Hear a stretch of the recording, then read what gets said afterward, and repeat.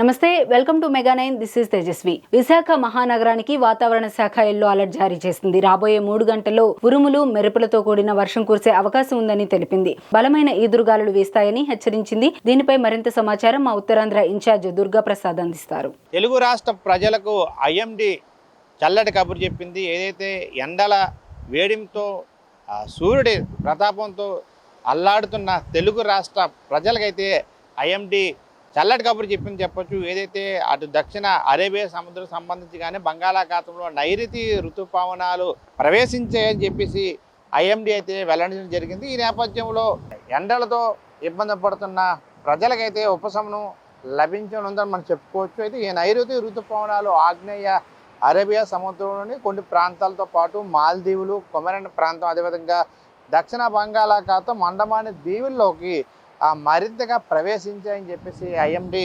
వెల్లడించిన నేపథ్యంలో వాతావరణం ప్రథమంగా ఉత్తరాంధ్రలో ఒకేసారిగా పూర్తిగా మారిందని చెప్పుకోవచ్చు. నిన్నటి వరకు ఎండతో ఇబ్బంది పడిన విశాఖ ప్రజలు ప్రథమంగా ఉత్తరాంధ్రకు సంబంధించి ఈరోజు పూర్తిగా వాతావరణం దాని భిన్నంగా ఉందని మనం చెప్పుకోవచ్చు. చల్లటి గాలులతో ఒకేసారి వాతావరణం పూర్తి స్థాయిలో మారిందని చెప్పుకోవచ్చు. ఈ నేపథ్యంలో ఐఎండీ కూడా మరొక అలర్ట్ విశాఖ ప్రజలకైతే అలర్ట్ చేసింది. విశాఖ మహానగరానికి సంబంధించి వాతావరణ శాఖ ఎల్లో అలర్ట్ ప్రకటించింది.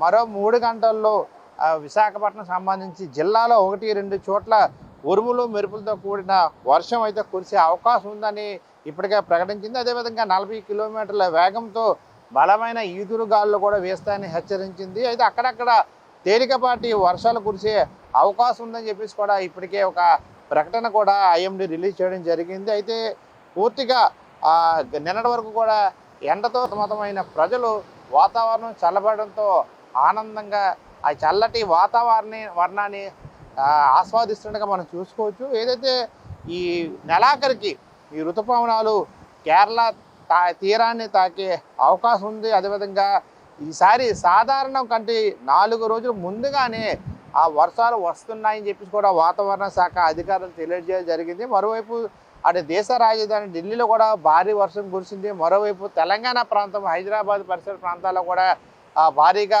వర్షపాతం నమోదవుతున్న పరిస్థితి కూడా చూడవచ్చు. అయితే ఢిల్లీలో ఈ భారీ వర్షం నేపథ్యంలో కూడా ప్రజలు అక్కడ ఇబ్బంది పడిన పరిస్థితి, ట్రాఫిక్ సమస్య కూడా వర్షంతో ఏర్పడిన పరిస్థితి కూడా మనం చూడవచ్చు. అయితే ఉత్తర కోస్తాకు చూస్తే ఉత్తర కోస్తాకు ఆనుకున్న బంగాళాఖాతంలో ఉపరితల ఆవర్తనం ఏర్పడిందని కూడా విశాఖ తుఫానా హెచ్చరికల కేంద్రం కూడా తెలియజేయడం జరిగింది.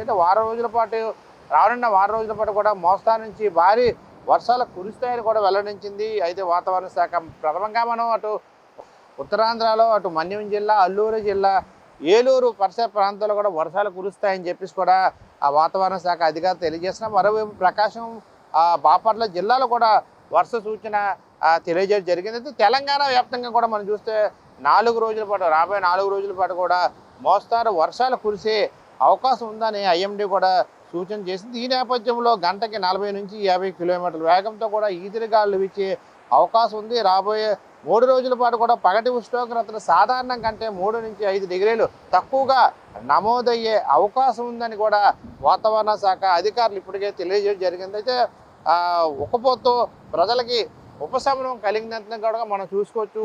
గత 2-3 రోజులుగా ఉక్కపోతతో ప్రథమంగా ఉత్తరాంధ్రలో ఈ సముద్ర తీర ప్రాంతం అంతా కూడా ప్రజలు ఉండే ఈ ప్రాంతం అంతా కూడా ఉక్కపోతతో ఉక్కిరిబిక్కిరైన విశాఖ వాసులైతే ఈరోజు పూర్తిగా వాతావరణం మార్పు రావడంతో చల్లటి గాలి వీచడంతో కూడా ఈ వాతావరణాన్ని ఆస్వాదిస్తున్నారు.